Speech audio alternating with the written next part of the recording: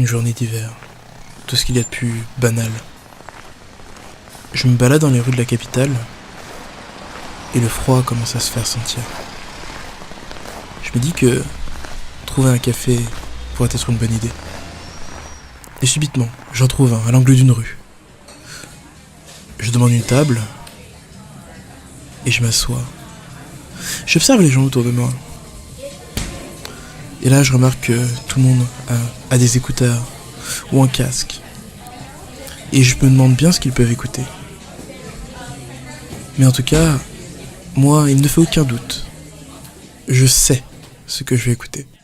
Sexe, politique, absurde, internet, numérique et gadgets en tout genre. Bienvenue dans l'école des facs.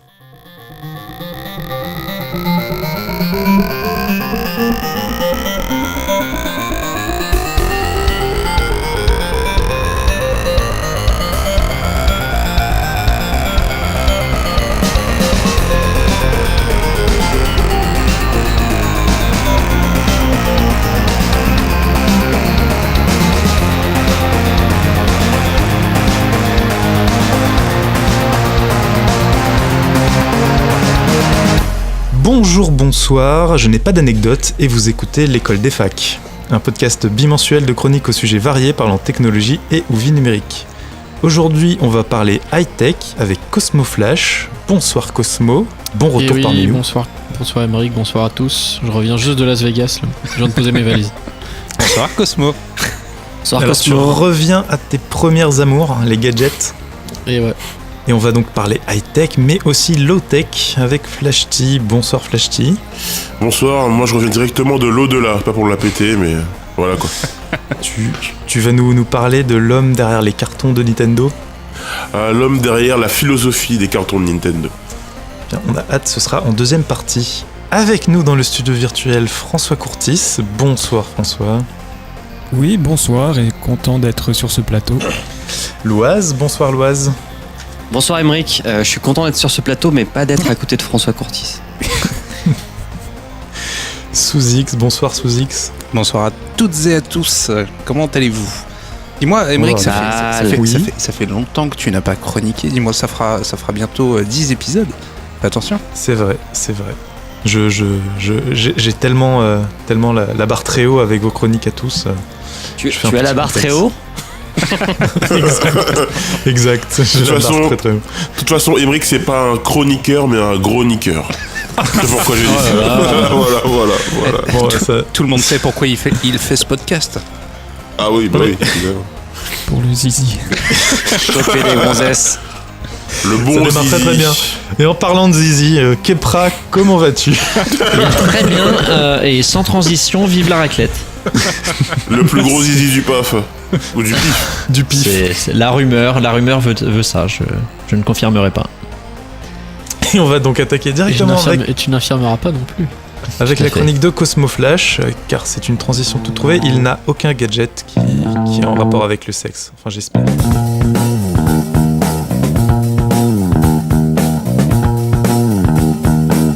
The Cosmo Electronic Show.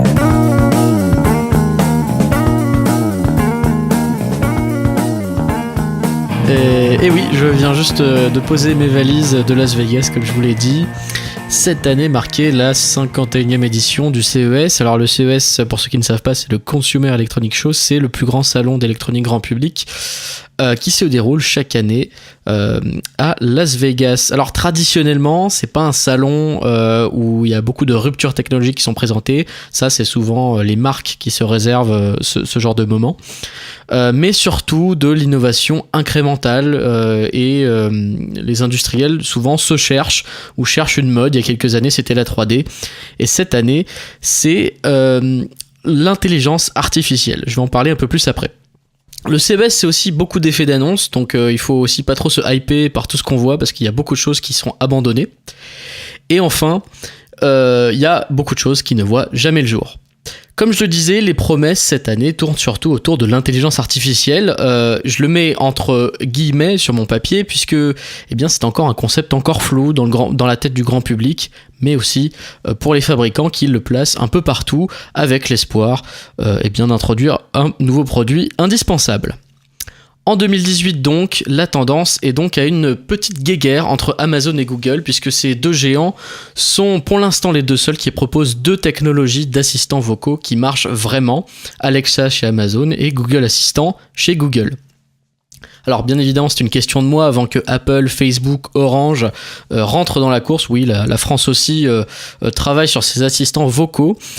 Mais je vais d'abord commencer par Amazon. Alors Amazon n'est pas présent sur le salon, mais sa technologie Alexa était présente partout. L'assistant vocal peut s'intégrer dans à peu près tous les objets connectés du monde et son produit Amazon Echo, donc sa propre enceinte, a été le produit le plus vendu à Noël sur Amazon.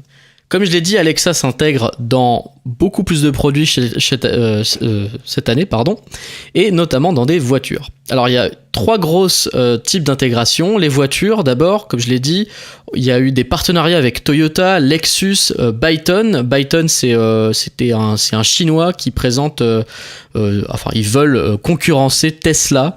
Donc on leur souhaite bonne chance. La rédaction de l'école des facs leur souhaite bonne chance. La deuxième grosse annonce, c'était les PC Windows. Donc à partir du printemps 2018, vous allez pouvoir installer l'application Alexa sur votre PC. Donc en fait, Microsoft est en train de se faire couper l'herbe sous le pied de son assistant Cortana. Et enfin, on pouvait trouver Amazon dans plein d'objets divers, d'objets connectés divers, notamment, alors je l'ai retenu celui-là parce qu'il m'a fait marrer, mais c'était un interrupteur d'une marque qui s'appelle Brilliant, et c'était un interrupteur en fait qui était un genre d'écran, un interrupteur connecté, donc en gros on met des écrans partout chez soi et on voit si ça marche. Donc c'est pas très intéressant, mais en tout cas la tendance est à l'intégration d'assistants vocaux dans plein d'objets. Chez Google, donc de l'autre côté du ring, Google, pendant un moment, ils ont été vachement en retard par rapport à Amazon. Donc cette année, ils ont décidé de rattraper ce retard en investissant un peu d'argent de poche, 11 millions de dollars en marketing pour promouvoir son assistant vocal lors du CES. Ils ont totalement dominé médiatiquement avec un stand absolument gigantesque en plein milieu des deux grands convention centers et aussi une communication vachement agressive. Ils avaient des publicités partout dans la ville de Las Vegas et même leur marque en gros sur le monorail de Las Vegas. Donc c'est vous dire s'ils sont arrivés avec le rouleau compresseur. Et donc tout ça c'était dans le but pour eux de mitiger la popularité de Amazon et de Alexa. Alors selon certains journalistes, Google Assistant, donc leur assistant vocal, est en train de rattraper petit à petit Alexa. Google Assistant était présent sur plus de produits que Alexa. Pour Google, l'intégration se limite pour l'instant, ou en tout cas principalement aux enceintes connectées. En fait, leur but, c'est d'étendre leur gamme d'enceintes. Ils ont la leur, mais ils cherchent aussi à ce que les fabricants d'enceintes Bluetooth intègrent leur technologie, mais également les écrans connectés. Donc là, c'est une réponse au Echo Show de Amazon, qui est un espèce de tablette qu'on pose, par exemple, dans sa cuisine, à laquelle on peut parler. Donc là, ils ont deux partenaires qui sont LG et Lenovo. Cette grosse tendance sur les assistants vocaux me fait me poser une question à laquelle, et c'est une question que je vous pose, c'est est-ce qu'on se dirige finalement vers une fin des interfaces physiques ? Parce que si c'est pas encore le cas, il y a vraiment une tendance claire qui se dessine, et c'est notamment une tendance qui est très présente chez les fabricants d'électroménagers, où ils incorporent tous des interfaces vocales dans les objets du quotidien. Donc vous aurez des interfaces vocales dans votre frigo, dans votre lave-linge, enfin voilà, ça va être vraiment la folie. Et leur but, c'est vraiment que l'assistant vocal, que ce soit Google Assistant ou Alexa, devienne le point de contact principal entre l'homme et la machine. Et ça, c'est quelque chose qu'avait prédit le journaliste Walt Mossberg. Alors, Walt Mossberg, il n'exerce plus son métier. Il a pris sa retraite l'année dernière, mais il est parti sur une dernière tribune dans Recode où il prédisait le développement du ambient computing. Alors, le ambient computing, qu'est-ce que c'est selon lui ? Il dit « Je m'attends à ce que la technologie, l'ordinateur à l'intérieur de tous ces objets, s'efface. Il pourrait même entièrement disparaître, attendant d'être activé par une commande vocale, une personne entrant dans une pièce, un changement de température, un mouvement, peut-être même juste une pensée. Votre maison, votre bureau et votre voiture seront bardés de ces ordinateurs qui attendent. Mais ils ne vous gêneront pas, vous ne les reconnaîtrez peut-être même plus. » Bravo. Bravo, merci. Sous X, à toi l'honneur. Dis-moi, Cosmo, est-ce que tu nous ferais pas, parce que là on parle du CES 2018, mais est-ce que tu nous ferais pas un petit point Juicero, s'il te plaît? Nous aimerions savoir alors, où en est cette entreprise. Super point pour Juicero, puisque le mec qui avait créé la boîte, du coup, bon, alors, je fais un petit update sur l'année dernière, puisque depuis l'année dernière, Juicero est tombé en faillite. Donc la boîte n'existe plus, elle a été dissoute. Tous les bars ou les gens qui avaient acheté des juicers de Juicero se retrouvent comme des cons. Shame. Et alors c'est très marrant parce que le fondateur, c'est un grand gourou de la Silicon Valley, c'est quelqu'un qui est assez suivi par ses pairs. Et alors maintenant, son nouveau business, c'est de vendre de l'eau qui n'est pas filtrée ou qui n'est pas lavée. Donc de l'eau, par exemple, qu'on trouvera dans des flaques. Parce que le mec dit... oui, je veux plus boire d'eau du robinet parce que il y a plein de produits dedans, nanana. Donc il vend ce qui s'appelle de la raw water, donc de l'eau crue. Et ça fait beaucoup rire parce qu'en fait tous ces mecs là qui disent ouais je mange du kale végétalien tout ça, ils sont en train de s'empoisonner la vie avec des trucs comme ça. Donc c'est très drôle. On peut dire qu'il a uberisé la gastro, non? Il fallait placer uberisé. Bravo à lui, il a disrupté la gastro. Ouais. Deuxième point, pour ceux qui n'ont pas suivi, le Google Home Mini a eu des petits soucis et a créé un petit peu le buzz, puisque apparemment le micro restait allumé en permanence. Du coup, ils ont désactivé en fait les fonctions des boutons sur le dessus. Est-ce que Google a eu la bonne idée d'annoncer une version 2 de la version Mini? Alors en fait non, parce que le Google Mini il est sorti, le Home Mini il est sorti il y a pas si longtemps que ça. Et en fait ce problème c'est parce qu'en fait dans l'app qui contrôle ton Google Home il y a un switch pour éteindre le micro, mais il y a également un switch physique sur le Google Home Mini, enfin sur l'objet. Du coup certains utilisateurs se retrouvaient avec les switches décalés comme quand t'as une maison avec deux interrupteurs sur la même lumière. Du coup, ils étaient un peu emmerdés. Donc c'était un peu une grosse erreur de design de la part de Google. D'accord. Donc ça sera sûrement réparé pour toujours la même version, mais pas une version. Ouais. Je pense pas forcément tout de suite, mais en tout cas, il y a d'autres fabricants qui proposent Google Assistant dans leurs enceintes, qui sont parfois de meilleure qualité que celles de Google. Donc ça vaut le coup d'aller voir ce qui se fait autre part et de pas forcément acheter les produits de Google, quoi. Ok. Et du coup, tu n'as pas parlé d'Apple? Oui, j'ai pas parlé d'Apple. Il y a une bonne raison à ça, c'est qu'Apple ils arrivent très très en retard. Ils étaient censés sortir leur enceinte connectée, le HomePod, le HomePod. Voilà, en décembre, donc pour faire un peu Noël. Et puis finalement, ça s'est pas fait pour plein de raisons. D'incompétence qu'on ne connaît pas, et donc on peut désormais le précommander aux États-Unis, au Royaume-Uni et en Australie, et il sera livré le 9 février, donc dans pas si longtemps quand on enregistre cette émission. Mais Apple ne participe jamais au CES. Et Apple ne participe jamais au CES, mais en général ils annoncent des trucs pendant le CES. Ça a été le cas en 2007 quand ils ont annoncé l'iPhone, donc en fait tous les journalistes n'ont plus rien à foutre du CES en 2007. Et ils ont tous parlé de l'iPhone. Voilà. Okay. Mais Apple est très très en retard sur les assistants vocaux, donc c'est clairement pas une marque qu'on verra, je pense, dans ce domaine-là. Ok. Deux dernières petites choses et je passe la parole. Il y a Netflix qui a surpris, d'après ce que j'ai vu, qui a fait une grosse promo pour une nouvelle série qui s'appelle Altered Carbon. Altered Carbon, ouais. Altered Carbon, ouais. Ouais, ils ont fait un stand un peu sympa avec des... Alors c'est Altered Carbon, je crois que c'est une série avec un univers un peu cyberpunk, avec une société qui vend des nouveaux corps qui vend des corps pour mettre sa conscience dedans ou je sais pas quoi. C'est ça, c'est exactement ça. Ouais, c'est ça. Et donc en fait là il y avait tout un décor avec des mannequins vachement bien faits dans des sacs en plastique, tu sais, tout dégueu un peu avec des liquides amniotiques autour, et puis des espèces de mannequins aussi très bien faits dans des grands tubes, et des gens qui représentaient, en fait, des acteurs qui faisaient des faux représentants de la société qui produit ces corps. Donc c'était plutôt un bon coup de pub, une communication un peu sympa. Alors pourquoi au CES ? Je ne sais pas. C'était un peu un effet d'annonce pour faire. On présente des produits technologiques, mais bon, c'est un peu passé au-dessus de pas mal de journalistes, je pense. Ok, et toute dernière question, tu parles de l'électroménager à la fin, enfin le fait de vouloir mettre des assistants vocaux absolument partout. Autant je comprends pour une machine à laver où tu lui dis lance ce programme machin, mais un putain de frigo. Alors en fait, je faisais référence, alors je l'ai pas dit parce qu'après ça aurait été un peu long, mais à LG qui a présenté tout un système de maison connectée avec au centre une intelligence artificielle. Enfin, un assistant vocal, on va pas dire intelligence artificielle, qui s'appelle ThinQ. Un peu bizarre comme nom. Et en fait, ce qu'ils ont fait, c'est que tu as un dispositif au milieu qui relie tous les objets de ta maison. Donc en gros, il voit ton frigo, ton four, ton lave-linge. Donc par exemple, tu lui dis je vais faire du sport.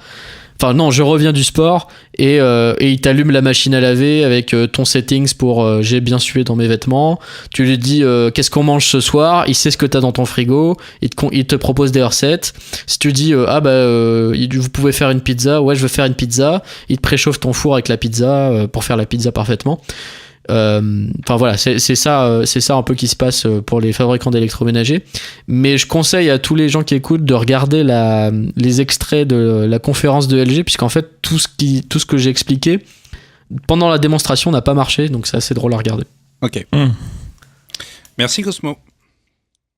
Merci Sous-X. François Courtis, toi qui es notre visionnaire officiel, que penses-tu de cette... notre futuriste, futurologue. Le Kurzweil français. Justement, moi j'allais un peu dans le passé, parce que j'ai l'impression que, en fait, le CES, moi ça me fait penser à Darty. Ouais, mais c'est ça, c'est complètement ça, ouais. Mais en plus, pareil, il n'y a pas vraiment Apple. Et la seule différence, c'est peut-être qu'à la place des brochures pour Netflix, t'as des brochures pour Canal+, mais sinon c'est plus ou moins pareil. Au niveau, là moi je reviens juste sur la guerre avec Alexa et Google Home. Déjà ce qui est bien, c'est que c'est ouvert, comme tu disais, c'est que tu peux le mettre sur plusieurs devices. Ouais. Enfin c'est ouvert. Les fabricants peuvent l'utiliser. Tu sais, c'est toujours. Ouais, voilà. Mais je veux dire, c'est pas un système fermé comme Apple qui peut être mis que sur du Apple. Et donc ça, je trouve ça bien. Après, pour le nom Alexa, franchement, moi je trouve que ça fait vraiment un vieux nom de Putain. Pardon à tous les Alexa, pardon à tous. Non, ma mère s'appelle Alexa. En fait, c'est mal dit, mais ce que tu dis est intéressant, mais parce qu'en fait, ces trucs-là, ils leur donnent des noms de femmes. Je trouve ça vachement sexiste en fait, parce que c'est toujours Alexa, fais-moi mon café, Alexa. C'est vrai que Google Home, c'est très nom de femme. Le truc de. Non, mais tu dis Google, tu vois, Google, c'est pas genré, tu vois. Et par contre, et c'est pareil pour LG, leur petit truc d'intelligence artificielle, il s'appelle Chloé. Donc, tu vois, c'était un peu malsain parce que le mec, il était là, Chloé, qu'est-ce que tu m'as fait à manger ce soir ? Enfin, c'était un peu. Ouais, mais. Un peu lourdingue. Moi, à mon avis, ça va devenir un mini scandale dans pas longtemps, ça. Parce que, en plus, on peut carrément techniquement, on peut leur mettre des voix neutres. Oui. Et je trouve que les genrifier, en fait, ça va devenir un énorme problème. On va s'habituer à parler à des voix au féminin avec une certaine agressivité. Parce qu'en général, à Google, tu le respectes pas, quoi. Ok, Google. Tu lui répètes. Comme ton GPS, quoi. Ouais, je suis Google. Donc, c'est un peu du hors-sujet. Mais sinon, peut-être dernier point pour pas prendre toute la parole. Encore une fois, on voit que le film Hair, a vraiment étudié, quoi. Ouais, non, parce que Hair, c'est un film de hippie. Il est visionnaire, clairement, sur ce point-là. Pour le sujet des interfaces, clairement, c'est un truc. C'est un truc qui a marqué les esprits, je pense. Ouais. Kepra, quel est ton avis sur ces gadgets, sur les assistants vocaux ? Ce qui m'intéresse, c'est un aspect dont on parle relativement peu, qui est la monétisation par Google de ces choses-là. Donc, ils ont une partie de hardware à travers les produits qu'ils vendent eux-mêmes, mais comme ils le disent, l'objectif est quand même que ce soit adopté par une grande partie des constructeurs. Et une fois que c'est adopté par une grande partie des constructeurs, l'argent se fera à travers la recherche Toujours, sans écran. Et donc ça, ce qui est intéressant, c'est qu'ils le disent eux-mêmes, les pages de résultats de recherche, je sais plus si c'est en 2025 ou 2030, mais en tout cas, ils estiment que ça n'existera quasiment plus à court / moyen terme. Et donc, j'imagine bien un quotidien où... donc, dans le principe d'une monétisation des résultats de recherche, ce que j'imagine de plus crédible pour rester dans une cohérence avec le mode de fonctionnement actuel, c'est que Google permette aux annonceurs d'acheter des mots-clés. Et que selon un système d'enchères et de pertinence par rapport à ces mots-clés, ce soit la première réponse qui est donnée. Et donc on peut imaginer justement, on va écouter de la musique où on est dans sa voiture et on demande un itinéraire, ça va pas marcher. L'exemple le plus simple, ça va être le frigo. Et on va dire tiens, qu'est-ce qui me manque comme ingrédient pour faire une pizza? Et là ils te disent voici une recette qui vous est fournie par je sais pas quoi. Et donc ça va être assez. C'est surtout un enjeu pour les médias. Parce que du coup, là, il y a l'exemple en France, c'est France Info qui arrive en premier quand tu demandes à Google Home c'est quoi l'actu, ou donne-moi les news ou comme ça. Il va te donner le dernier flash de France Info en premier.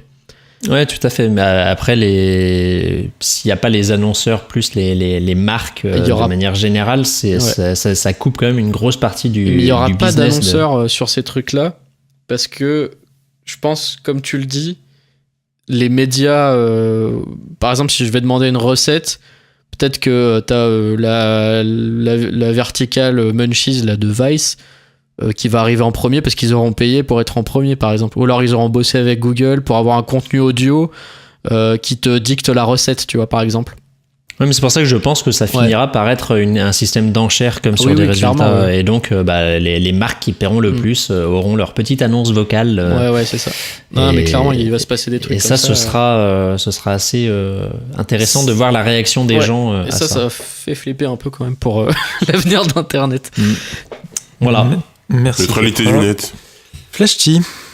Hey, le moment pour toi de donner ton avis. Non, ça va, j'ai rien à dire. Non, je déconne. Non, je trouve que c'était une chronique super intéressante. Vraiment, le CES, c'est toujours un moment où on oscille entre la joie et l'extase et le je m'en fous complètement. Et cette année, c'est vraiment je m'en fous complètement. En fait, j'ai envie de revenir un peu sur ma chronique. Alors, je vais faire une première que j'ai jamais fait avant dans l'école des facs. Vraiment, accrochez-vous bien. Je vais revenir sur une vieille chronique. En mode François Courtis. Jamais vu. Toujours là. Transmédia. Ouais, donc complètement. Et en fait, j'avais fait une chronique sur la blasitude des fans de tech. Ouais. En disant qu'en fait, le problème venait souvent des créateurs, enfin des entreprises qui n'innovaient pas tant que ça. Mais j'étais quand même assez ouvert. Je me disais peut-être que c'est les gens aussi qui ont un problème, qui sont pas assez ouverts et tout. En fait, ce CES m'a vraiment donné l'impression qu'en fait, effectivement, il y a un problème d'innovation chez les constructeurs. Là, on est en train de nous vendre l'interface vocale, enfin la commande vocale qui existe depuis je sais pas combien d'années comme une nouveauté, parce qu'on l'a intégrée dans une enceinte et que ça s'appelle Google. Et je pense que en fait les gens commencent à se rendre compte petit à petit que voilà quoi, même s'il y a quelques journalistes payés par les marques qui font semblant d'être affolés par les assistants connectés. En fait, voilà quoi, il y a la vraie innovation, elle est pas là. La vraie innovation, c'est l'AR, c'est la VR, c'est les IA. Et actuellement, on est au balbutiement et ça fait pas bander la ménagère quoi. Donc pour faire bander la ménagère, on lui vend une maid dans une petite boîte. Non, tu sais, la ménagère, comme tu dis, ça peut être cool pour elle d'avoir un truc genre ok Google, donne-moi des recettes avec des tomates et de l'ail, tu vois, par exemple, j'en sais rien. Donc je pense pas forcément, enfin les assistants vocaux, ils sont, comme je l'ai dit, ils ont eu beaucoup de succès là, à Noël au Royaume-Uni et aux États-Unis, notamment Amazon parce qu'il est pas cher. Donc ce que tu dis, je suis pas complètement d'accord parce que la VR pour l'instant, pour moi ça a fait un peu comme la 3D là. Pour l'instant ils en parlent pas parce que il y a eu des annonces, tu vois, HTC et tout ça, mais qui l'achète qui l'achète dans le grand public? Personne. Alors que les assistants, les assistants vocaux, c'est déjà grand public. Ah non, mais on est d'accord, hein. J'ai pas dit le contraire. Je dis juste que, du coup, comme ils sont pas encore prêts sur les vraies innovations qui vont changer le monde, donc la VR, la R et les IA, ils te vendent des trucs assez bas niveau, comme des je révolutions. pense justement que ne plus avoir d'écran, là, on est vraiment dans un haut niveau d'abstraction de l'ordinateur, en gros. Parce que là, t'as encore un écran, tout ça, de l'imaginaire et tout, alors que avoir un ordinateur en permanence qui t'écoute et tout ça, je trouve ça... Là, par contre, moi, je trouve que c'est le futur, là, pour le coup. Bah, ton futur, j'en veux pas, ok. Bah, voilà. Ça, c'est autre chose. C'est négatif un peu, Flashy, ce que tu dis là.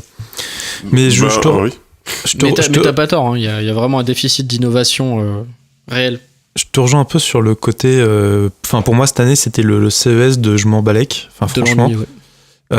C'est la première année où en fait même avant le CES je me suis dit je vais pas suivre, je vais même pas regarder ce qu'ils font, ce qui est proposé ou quoi que ce soit. C'est la première année où j'ai rien suivi et j'ai l'impression d'avoir rien manqué quand je regarde les articles, le bilan du CES. C'est que des évolutions de choses qu'on a déjà vues, il y a rien qui est vraiment super excitant. Comme pour par exemple la VR, ce sont que des évolutions de choses qui existaient déjà l'an dernier.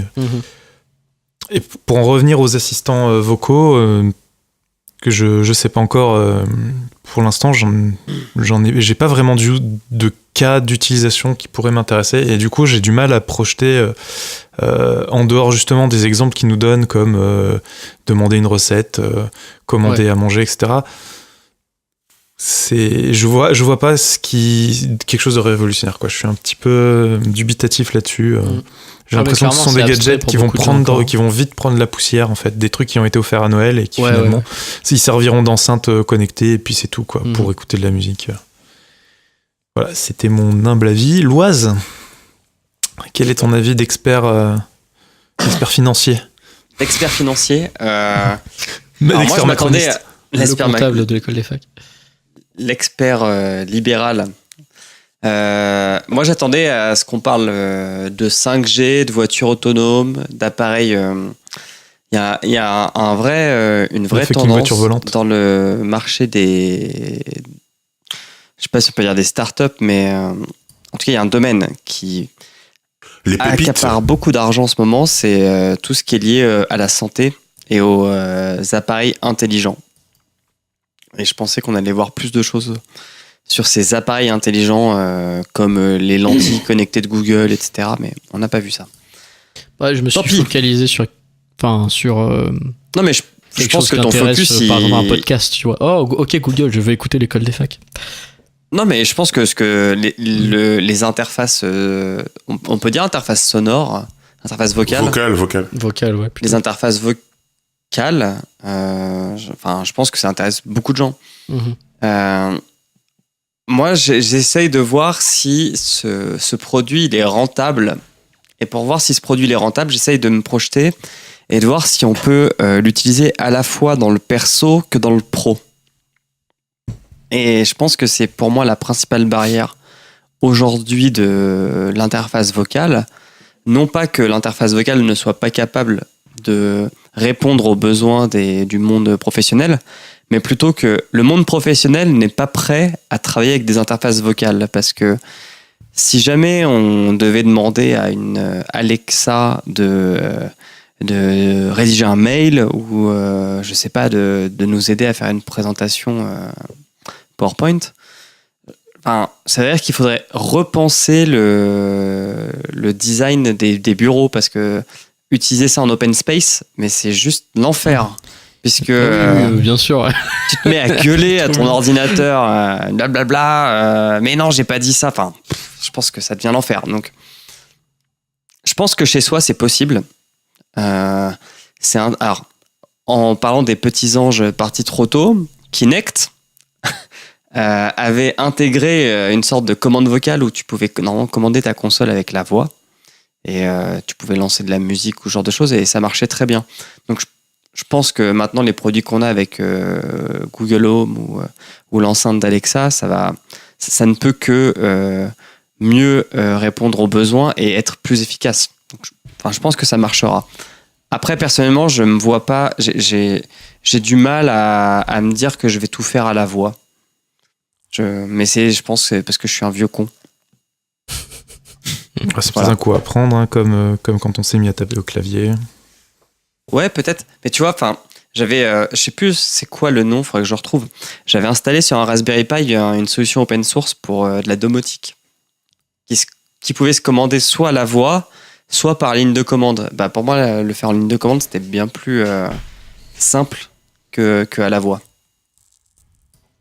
Non. Matrix, c'est lui. Non, parce que Zuckerberg, lui, il a fait la même chose, mais il a fait son IA, quoi. Son assistante vocale qu'il essaye, comme une Jarvis, de commander qu'à la voix. Ouais, ça marche très bien, d'ailleurs. Ça marche vraiment très bien ou tu étais ironique? Ah non, je suis ironique. Parce qu'ils ont lancé aussi M sur Messenger. Et clairement, c'est le chatbot, l'IA que personne n'utilise jamais, quoi. Mais elle a été mise au placard, celle-là. Oui, Bah, c'était moi, pas exactement pareil que Jarvis Oui, c'est vrai. chez Mark Zuckerberg, où les usages étaient assez intéressants, en tout cas pour une première approche. Mais C'est assez drôle. ils se sont aperçus qu'ils avaient 10 000 personnes, enfin non, pas 10 000, mais genre vraiment beaucoup de gens qui bossaient dessus et qui répondaient aux questions à la place du truc. Donc Et le juste- truc n'a pu faire que 10% du travail qu'il était censé faire. Juste pour finir, je pense que la limite qu'aura l'assistance vocale dans les années à venir, ce sera le nombre d'autres appareils qui sont compatibles avec ces assistants vocaux. Ouais, clairement. Si demain je voulais mettre toute ma maison en domotique pour que je puisse tout commander à la voix, Ouais, ça va me falloir des coûterait 2 bras, quoi. Et je sais pas d'ailleurs si Amazon, Apple et Google ont un même standard ou si, Non. tu vois, un des produits les plus connus, c'est les lampes Philips. Les Philips Ouais. Bon, ça, elle marche UE. partout parce que en fait, c'est des API. D'accord. Genre chez Apple, ça s'appelle Qui HomeKit. utilise un pont qui est compatible avec les principaux fournisseurs de box domotique. D'accord. Du JDOM. Du jus d'homme. JDOM. Ah, pardon, excusez-moi. Flashty, vu que tu parles là, on va passer à ta chronique. Ah non, mais j'ai rien dit, moi. Et ben, ça, on passe quand même à ta chronique. Quand Nintendo cartonne.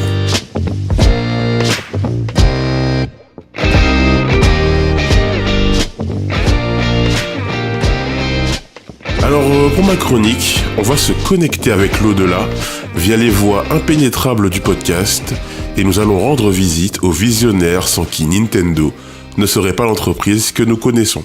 J'ai besoin de toi, François, tu vas m'aider à interviewer Gunpei Yokoi. Ah bah pas de problème, parce qu'en fait c'est un peu ma chronique. Alors oui, on va se connecter à l'au-delà, on va utiliser la technologie de la transcommunication. Alors on fait un test sous X, c'est bon là?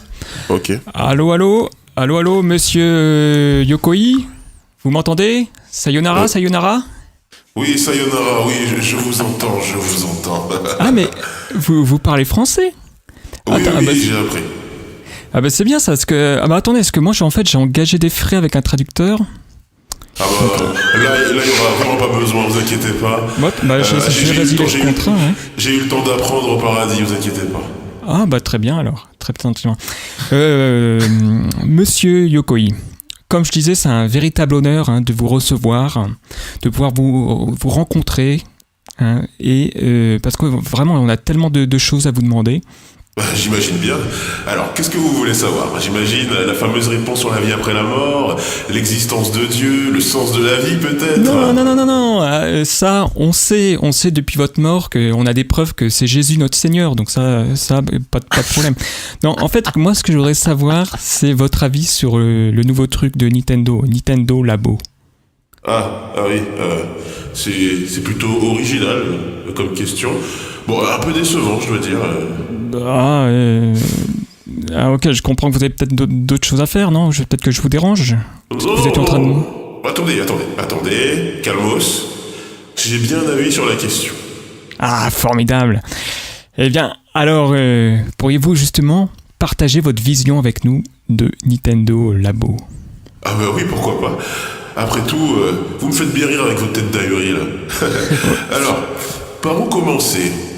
Alors je sais que chez vous, les vivants, beaucoup de gens m'ont oublié après mon accident de voiture, mais de mon vivant, j'étais vu comme une sorte de savant fou du jeu vidéo. Vous savez, j'ai créé la Game & Watch, la Virtual Boy, le Game Boy qui fut un succès commercial quand même, et qui a fait de Nintendo un monstre du jeu vidéo. Mais ce que beaucoup de gens oublient, c'est que j'ai rejoint l'entreprise à un moment où elle était très loin de ce qu'elle est aujourd'hui. Ah bon? Évidemment. Vous savez, Nintendo existe depuis 1899. C'est une des plus vieilles entreprises japonaises et dans les années 60, quand je l'ai rejoint, la compagnie ne faisait que des jeux de cartes. J'avais été embauché par Yamauchi-san pour m'occuper de la maintenance de la chaîne de production. Mais je crois qu'il avait vu en moi autre chose, une sorte de flamme créatrice. Monsieur Yamauchi, ça c'est un vrai capitaine d'industrie comme on n'en fait plus. Je me souviens encore de cet été 65 quand il m'a appelé à son bureau, le rendez-vous qui a changé ma vie. Il m'avait confié la mission de lui fabriquer un jouet qui pourrait se vendre pour les fêtes. Une réponse aux Américains qui nous grignotaient petit à petit le marché avec leurs jeux de cartes. Et donc, qu'avez-vous fait? Alors, Yamauchi-san savait que j'étais très bricoleur. Et dans mon atelier, j'avais déjà commencé à imaginer un jouet un peu différent. Une extension de bras qui pourrait agripper toutes sortes de choses à distance. Je pense que ça vous rappelle peut-être Arms. Je l'ai appelé l'Ultra Hand. Et à Noël, nous avons vendu plus d'1 million de ce petit jouet. Moi, petit artisan de Tokyo, j'étais propulsé génie créatif du jouet. C'est bien, monsieur. Mais je vois pas trop le lien, en fait, avec Nintendo Labo. Vraiment? Bah oui, vraiment, pas du tout. Bon, écoute-moi, petit. Au moment du virage vers le jeu vidéo et électronique, mon succès sur les jouets m'a propulsé à la tête de la R&D de Nintendo. Et c'est surtout là que j'ai commencé à formuler une nouvelle approche de la fabrication des consoles de jeux. J'ai appelé ça la pensée latérale des technologies désuètes. Wow. Fais une philosophie. Oui, je sais, ça impressionne pas mal les meufs. C'est une philosophie. Ah oui, je te jure, là-haut, je fais un carton avec ça. C'est une philosophie qui consiste à prendre des technologies éprouvées, et peu chères, on va pas se mentir, pour une utilisation différente. C'était par exemple le cas pour les Game & Watch, justement. Parce que j'avais remarqué, figure-toi, que les calculatrices possédaient des écrans LCD de qualité, dont la démocratisation avait fait vachement baisser les prix. J'ai donc eu l'idée, avant les autres, de les utiliser, ces écrans, afin d'en faire des écrans de jeu. Et c'est comme ça que la Game & Watch est née. Et cette pensée, en fait, a continué chez Nintendo bien après ma mort. Ne rien gâcher, ne rien oublier, et surtout penser hors des sentiers battus. Tu comprends le lien avec le Nintendo Labo maintenant? Ouais, mais par contre, je préférais qu'on reste sur du vouvoiement, hein. C'est ok? Et écoute, tu sais, peut-être que vous êtes sur un lien. Mais bon, oui, j'ai compris, en fait. Je ai compris ce que vous voulez dire. En fait, et quelque part, le Nintendo Labo poursuit votre vision en utilisant cette technologie désuète comme le carton. C'est bien ça? Bah exactement. Ah, je savais que tu finirais par comprendre. Tu sais, en japonais, mon nom signifie l'armée de la paix. Je crois que sous l'influence de Monsieur Yamauchi, Satoru Iwata ou mon petit protégé Miyamoto, Shigeru Miyamoto, et aussi de la mienne, hein, modestement, Nintendo est devenu cette armée de la paix, justement. Alors que chez d'autres constructeurs, comme Sony ou Xbox, et chez des éditeurs, on se livre à une guerre technologique sans pitié, bah Nintendo, sort une console à bricoler, et dépassé technologiquement, et en vend des millions. Parce qu'en ne perdant pas justement de temps dans cette course à l'armement inutile, à base de 4K, d'FPS à n'en plus finir, il se focalise sur les deux seules choses qui comptent dans ce milieu, la créativité et l'amusement. Ah, c'est vrai que Nintendo s'est toujours distingué par la qualité de ses jeux, plus que par la puissance de ses consoles. Bah ouais, regarde la Wii. Tout misé sur un hardware faible, mais une techno de reconnaissance de mouvement jamais vue, qui a profondément touché l'industrie. D'ailleurs, ils en ont vendu plus de 100 millions dans le monde. Si quand j'étais petit, une entreprise m'avait proposé de pouvoir créer moi-même, de mes mains, un jouet et que je puisse en faire ce que je veux, comme avec le Nintendo Labo, je pense que j'aurais été le petit garçon le plus heureux du monde. Et puis, pense aux vocations qui vont naître. Qui sait, peut-être qu'en 2050, les futurs designers, les graphistes, les créatifs, ils auront peut-être, dans un coin de leur tête, le souvenir de ce jeu qu'ils ont dû faire eux-mêmes et qui leur a ouvert les yeux sur leur futur métier. En fait, avec le labo, ce n'est pas juste vendre un jouet qui compte. En fait, Nintendo prépare le futur et peut-être même son immortalité. Wow, vous y allez. Ouais, mais tu sais, petit, je vais devoir y aller là parce qu'il y a Satoru, Masaya et Ralph qui m'attendent pour commencer la game de PUBG là. Et je pense qu'on est très chaud pour un top 10. Ah ok, très bien, monsieur Sangoku. Mais si vous voulez... Alors c'est Vegeta. Si vous voulez, j'ai trouvé sur Marmiton une recette de sushi au pissenlit. Ah bah ça serait pas mal parce qu'en fait justement on n'a pas trop de quoi bouffer ici. Parce qu'ils Oui, pensent est-ce que que la vous bouffe, mangez les pissenlits par la racine? Alors toi t'as gagné une place en enfer toi.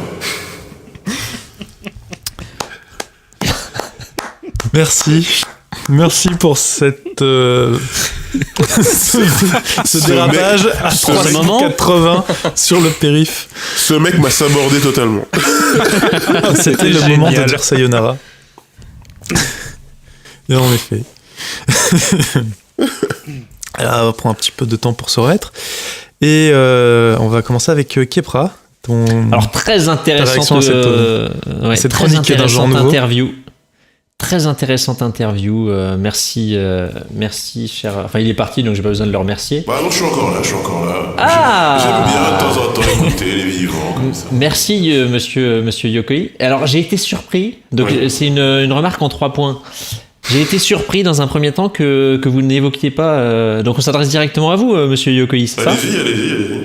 J'ai été surpris que vous ne citiez pas un fait quand même, une anecdote assez amusante à propos du Nintendo Labo. Oui, bien sûr, allez-y. Quelle est cette anecdote ? Eh bien, c'est que quand même avant votre fâcheux accident de voiture, quelques mois avant, qu'est-ce que vous avez lancé ? Vous avez lancé le Koto Laboratory. Oui, Koto c'est ça. Labo. Alors moi, quand j'ai vu ça, je me suis dit, quand j'ai vu ça, ça c'est Shigeru, pardon, qui a voulu me faire un petit clin d'œil. Alors, je sais pas, je peux pas lui parler comme ça, c'est très compliqué. Parce que des Ghostbusters qui nous poursuivent, c'est très compliqué quand on va sur Terre. Mais en tout cas, j'ai vu le clin d'œil, Bah oui, il y a un clin d'œil manifeste. Deuxièmement, je voudrais vous remercier, parce que ça devait être en 97 ou 98, j'étais de passage chez des gens un peu fous qui avaient acheté un Virtual Boy. Ouais. Et j'ai connu des maux de tête comme jamais, mais jamais parce que j'ai jamais essayé de casque. Maux de tête comme jamais. De casque de réalité virtuelle infâme. Mais déjà avec le Virtual Boy, vous nous avez donné une bonne vision de ce que pouvaient donner ces maux de tête, donc je tenais à vous remercier. Et enfin, et ça vraiment, Nintendo, je pense que c'est là où on peut les remercier avec ces initiatives d'innovation, et c'est grâce à vous, monsieur Yokoi. J'entends absolument plus rien. Allô ? Oui, allô, je vous remercie. Parfait. Oui, je vous remercie pour vos initiatives qui ont poussé Nintendo à innover dans ses consoles. Et c'est vrai que là, on se demande un peu où ils se sont égarés avec la Wii U, où ils ont dû chercher à faire du neuf avec du neuf, en se disant les tablettes sont à la mode, on va faire de la tablette, alors qu'ils avaient très bien réussi jusque-là à faire des choses un peu différentes. Et ce retour encore plus low-tech avec le Nintendo Labo, je trouve que c'est une très bonne chose, risquée comme pari, parce que dans une industrie qui est guidée par des ventes par millions et millions, c'est pas sûr d'être suivi par les AAA, mais je trouve ça très intéressant pour les joueurs qui sont exposés à des expériences différentes de je me pose dans le canapé avec ma manette et je fais pan pan pan. Donc bravo monsieur Yokoi, c'est grâce à vous. Oh, vous savez, c'est pas grand chose. Arigato. Arigato gozaimasu. Loise, toi qui es un gamer accompli, as-tu quelque chose à dire, à demander à monsieur Yokoi ? Non. Alors peut-être un truc à dire à Flash-T ? Oui. Alors attends, je lui redonne la place. Hey, salut. Salut Flash. Alors juste pour rectifier un petit peu Kepra, les dernières innovations de Nintendo, elles n'ont pas toutes réussi, parce que la Wii U, C'était pas ça. Mais justement, c'est ce que je C'est ce dis. qu'ils Ils se sont égarés en cherchant, parce que la tendance semblait être les tablettes, et ils se sont dit on va aller vers quelque chose qui utilise de la tablette, et c'était une erreur. Eux, ils ont La besoin Switch, de faire des c'est choses. une tablette aussi. Hein. Enfin, Pardon là. La Switch, c'est quand même les meilleures ventes de consoles en France depuis la nuit des temps.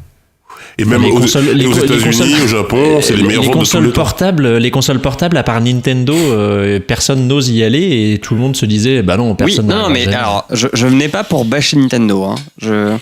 J'étais pour me bâcher moi, c'est pour ça que je Exactement. me défends, monsieur. Je suis pas un fan de Nintendo. Je lui étais et je ne le suis plus. Mais je ne peux qu'admirer leur capacité à tout le temps alors je sais pas si on peut dire se remettre en question, mais à innover, dans le sens où l'innovation, c'est prendre des risques et ne pas s'asseoir sur ses lauriers et le capital qu'on a acquis de par ses précédentes réussites, mais de tout envoyer valser, quitte parfois à faire des gros succès commerciaux comme la Wii ou la Switch, et parfois faire de la merde comme la Wii U. Donc j'arrive pas à évaluer si ce que fait Nintendo profite aux autres en fait. J'ai essayé de me rappeler si depuis qu'il y a la Wii, alors je pense que la Wii a clairement influencé tout ce qui est PS Move et Kinect. Ah, clairement. Mais tu vois, depuis ça, j'ai pas l'impression que les autres acteurs du marché aient suivi le chemin de Nintendo, là où ils ont pu le faire avec la Wii. Alors, pour dans mon métier rencontrer pas mal de développeurs indépendants et même des gens du milieu un peu plus triple A, on va dire, faut savoir que quand Breath of the Wild est sorti, tous les mecs de tous les studios ont bugué comme des cons devant ce jeu. Et ils sont tous remis en question pour les futurs jeux. Et il ne sera pas étonnant de voir dans les 2-3 ans à venir des open world qui vont tout pomper à Breath of the Wild, dans la liberté, la narration, etc. Mais alors là, si je puis me permettre, tu parles on va dire je vais appeler ça du software. Ouais. C'est d'un jeu, tu vois. Ouais. On parle pas d'innovation hardware, alors que pour moi, Nintendo, c'est ceux qui innovent le plus d'un point de vue matériel. En fait, ils vont pas dans le sens du marché. Et c'est pour ça que finalement, tu vas pas retrouver une Switch de Xbox ou de Sony. C'est parce que Sony et Microsoft se sont lancés dans un truc de la meilleure définition, les plus grosses machines, les plus puissantes. Et Nintendo, eux, ils sont pas du tout dans ce marché-là. Donc tu les verras jamais en termes de hardware influencer le marché. Par contre, force est de constater que quand tu fais les meilleures ventes de l'histoire aux États-Unis, les meilleures ventes de l'histoire au Japon et en France, il y a un truc. Certes.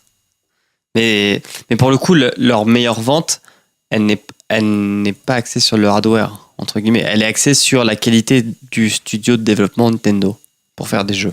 Moi, je pense que le hardware, le fait de pouvoir jouer chez soi et à l'extérieur, c'est la key feature de la console. Et quand on parle avec des gens qui l'ont, moi je l'ai, tu vois.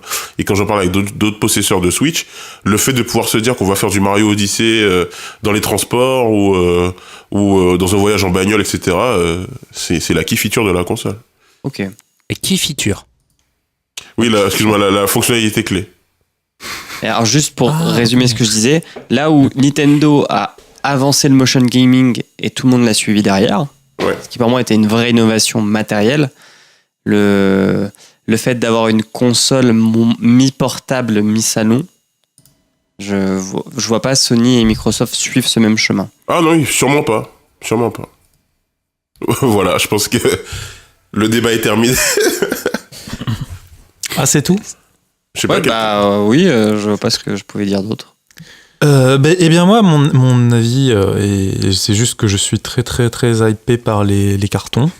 Enfin, je trouve que c'est un concept très... C'est bizarre de dire ça. J'adore le carton, c'est un concept que je trouve génial. T'es cartonophile. C'est comme du papier, mais en plus rigide. Et donc après l'avoir utilisé, tu peux le manger.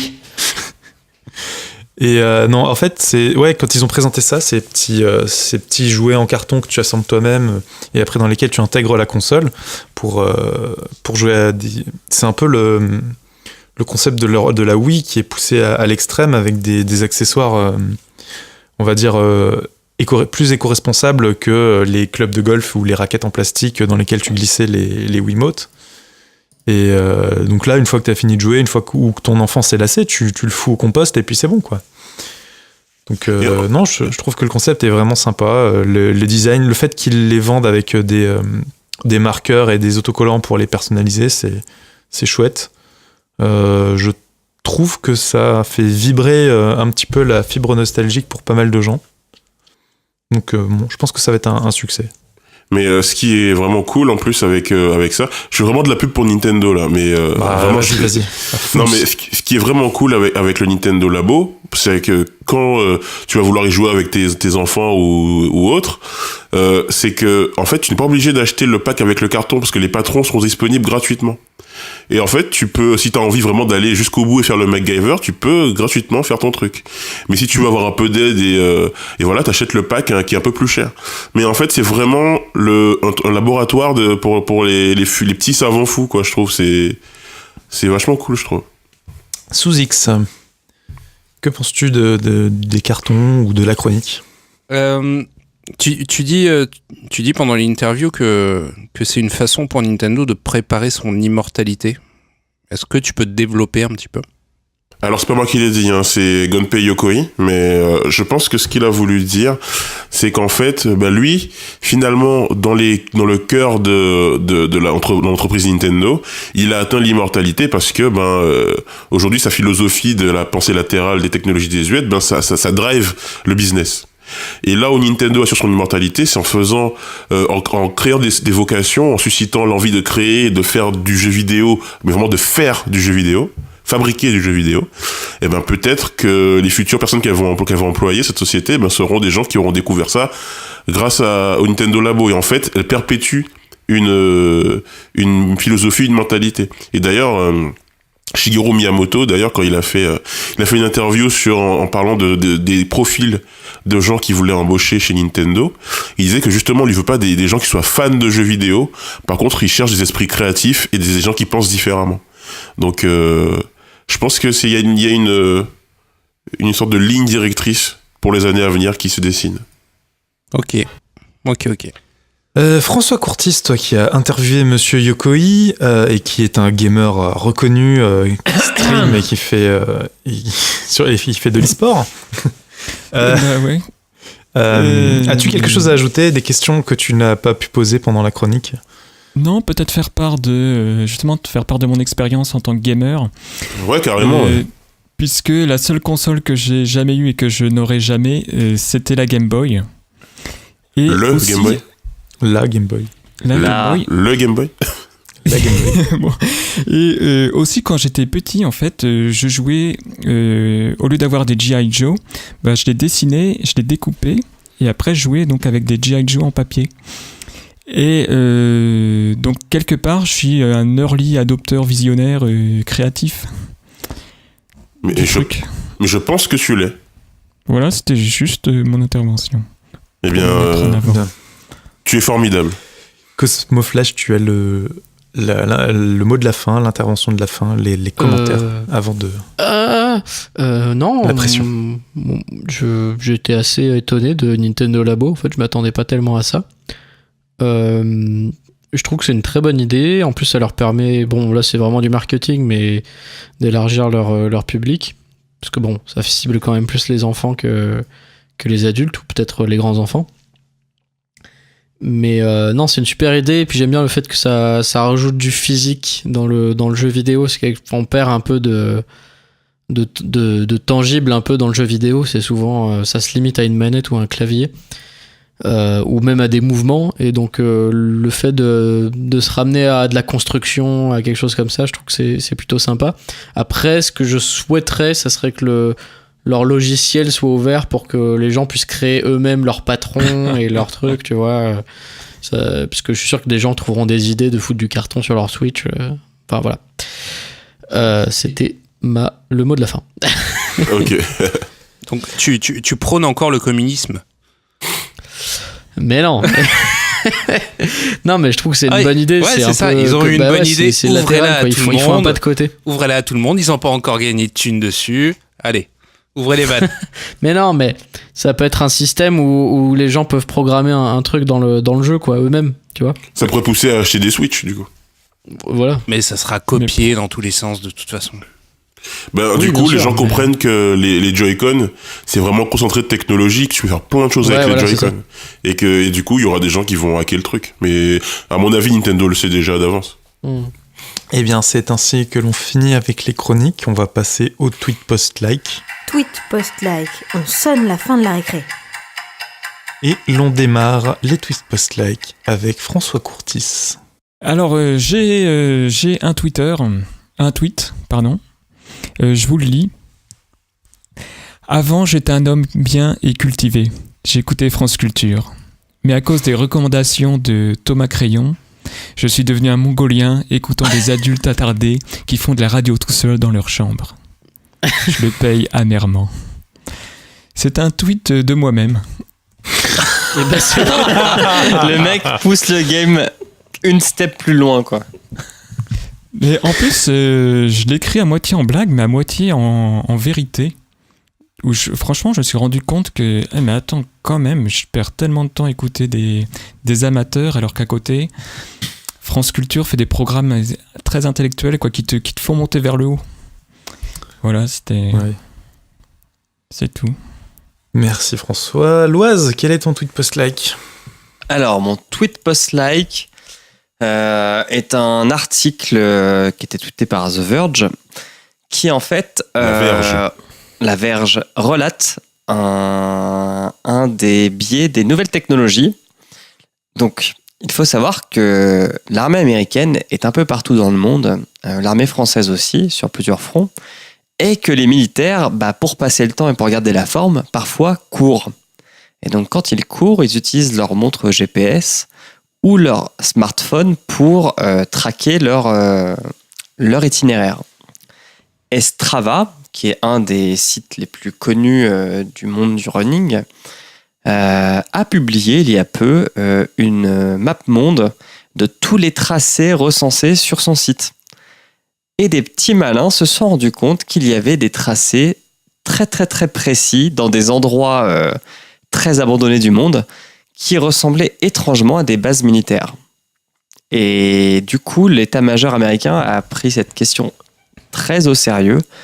Parce que de ces cartes, on peut voir les routes ou les chemins que les militaires ont l'habitude de prendre et que si on voulait leur causer du tort, on pouvait utiliser ces informations à mauvais escient. Donc faites attention quand vous allez courir, ne tracez pas forcément votre parcours si vous êtes un militaire. Ou gardez votre compte en privé. Ou gardez votre compte en privé. Ou quoi. Exactement. Courez sur un tapis roulant. Ou faites des galipettes. Faites des jumping jacks comme ils font dans les arrière-plans de tous les films où on voit une base militaire. Ou allez voir... Oh là, désolé. Ou ta Voilà. qualité Sous ça X. fait 2 fois qu'on Ouais. emploie le mot. 3 fois maintenant. Allez, on va... Sous X, ton tweet, ton post, ton like, qu'est-ce qui t'a marqué ces derniers temps ? Alors, vous savez que moi, j'aime bien les trucs rigolos et ça sera encore un tweet de Laetitia Castois, tweetleti. Et elle écrit « Maman, il y a le détecteur de fumée qui sonne dans la cuisine, je fais quoi ?» Et sa mère lui répond « Mets le couvert, le dîner est prêt. » Voilà. Ça m'a fait rire. C'est bien carambar quand même. C'est un peu sexiste comme blague. Si on peut prendre des blagues carambar comme tweet post-like, je vais ramasser une blague carambar et voilà. Kepra, quel est ton tweet post-like ? Alors, avec transition, parce que nous travaillons nos TPL à deux, même si je n'étais pas d'accord sur la blague, je reste dans le domaine du feu avec le maître non plus uniquement de la technologie, mais aussi du troll, du balek, du YOLO, tout ce qu'on veut, qui est Elon Musk, et qui cette fois-ci, en décembre, avait mis en vente 50 000 casquettes à l'image de sa marque, de son entreprise The Boring Company, rappelons-le, l'entreprise ennuyante. Il avait annoncé que s'il en vendait 50 000, il se mettrait à vendre des lance-flammes. Ce à quoi la communauté était restée un peu suspicieuse, s'était dit c'est qu'une blague. Et courant janvier, il a annoncé qu'il mettait bien en vente les lance-flammes, et il s'avère qu'il en a vendu pour 20 millions pour 3 millions de dollars quand même. Ils en ont 20 000 en stock. Ils ont réussi à vendre pour 3 millions de dollars de lance-flammes, quand même à $500 l'unité, pour la modique somme de 500 €. Et le troll ultime là-dedans, c'est que, il y en a deux trolls. Il y a un auprès des autorités de sécurité qui décrète qu'en fait un objet de ce type-là est totalement commercialisable sans contrainte tant que la flamme fait moins de 3 mètres et quelques, 10 pieds. Et donc il a fait en sorte de respecter cette contrainte pour s'assurer de pouvoir vendre ça en tout respect des bonnes règles. Le deuxième troll est en plus à la destination de ses consommateurs, et c'est vrai que par défaut c'est déjà un peu énorme de se dire que les gens sont prêts à acheter un lance-flamme, mais le troll ensuite est que il vend en parallèle de ce lance-flamme un extincteur pour une somme qu'ils annoncent eux-mêmes sur le site à un prix totalement prohibitif et exorbitant, et donc que les gens ne devraient pas l'acheter sur leur site. Mais la morale ne dit pas combien d'extincteurs ont été vendus à travers cette campagne, mais je trouve ça assez énorme qu'un patron de cette ampleur-là aujourd'hui se permette de faire des trucs comme ça juste pour s'amuser, parce qu'il y a apparemment aucune autre raison, même si les rumeurs sur Twitter ont été que Elon Musk préparait un plan d'apocalypse à base de zombies, et que c'était comme ça qu'il espérait obtenir toutes les ventes de son lance-flamme. Mais honnêtement, s'il avait vraiment des couilles, il aurait fait un lance-glace. Là, ça aurait été vachement cool. Ouais, bon, c'est vrai. Il a pas de couilles. Alors moi, pour mon tweet post-like, je vais vous laisser le choix entre une blague carambar, car j'en ai des tas. Blague carambar. Ou un tweet. C'est à vous de choisir. Une blague carambar. La blague carambar. Les blagues carambar, faut que tu les gardes pour PU Blabla. Blague. PU Blabla, c'est le podcast que vous faites sur PUBG, c'est ça? Oui. C'est ce super podcast qui est inédit et qu'on n'a jamais vu nulle part. Le seul podcast qui allie le skill et les débats. Ceci n'est pas un message sponsorisé. J'écouterai bien ce podcast en tout cas. Trêve de blabla. Mon tweet post-like qui est un tweet. Un tweet par un compte qui a été créé exprès pour faire ce tweet. C'est la réponse à une question posée par une dame qui s'appelle Karen. Karen qui s'inquiétait de savoir pourquoi est-ce qu'il y a un coyote sur le bus. Et le coyote a créé un compte Twitter pour lui répondre, et lui a répondu simplement parce que ça va plus vite. Voilà. 3 ans de la graine sous X. Non, mais j'ai un autre truc, mais je garde pour un prochain épisode. Et donc voilà, vous retrouverez donc les liens vers les tweets et les articles sur le site. Et c'est ainsi que se termine ce 19e épisode de l'école des facs. Chères auditrices, chers auditeurs, merci de nous avoir écoutés. Oui, à avoir écoutés. N'hésitez pas à nous envoyer plein d'amour sous forme d'étoiles sur iTunes. D'ailleurs, s'il y a des sujets sur lesquels vous souhaitez nous entendre, vous pouvez nous les suggérer dans un commentaire 5 étoiles, et promis, on se penchera dessus. Si vous souhaitez réagir ou intervenir dans une prochaine émission, faites-nous signe. On est présent sur les réseaux sociaux principaux, Twitter et Facebook, @écoledesfacs. Et Vine. On doit avoir un compte sur une instance Mastodon, mais on sait plus trop laquelle. Adopte un mec. Et on ne le répète pas assez, nous sommes aussi présents sur YouTube, l'école des facs podcast. Et nous sommes à jour sous X. Oui, tout à fait. Et vous pourrez également retrouver donc les liens, comme je l'ai dit, sur le site écoledesfacs.fr. Mes amis, je vous laisse le mot de la fin. Pourquoi la petite fille tombe de la balançoire? Parce qu'elle a pas de bras. Carambar. Je ne sais pas quoi dire de plus. Je reste bouche bée. Ce sera mon mot de la fin. Allez, à dans 2 semaines. Ciao, bye bye. Ciao, Salut, tout le monde. Sayonara. Ciao. Au revoir. Konnichiwa. Arigato gozaimasu. Kamehameha.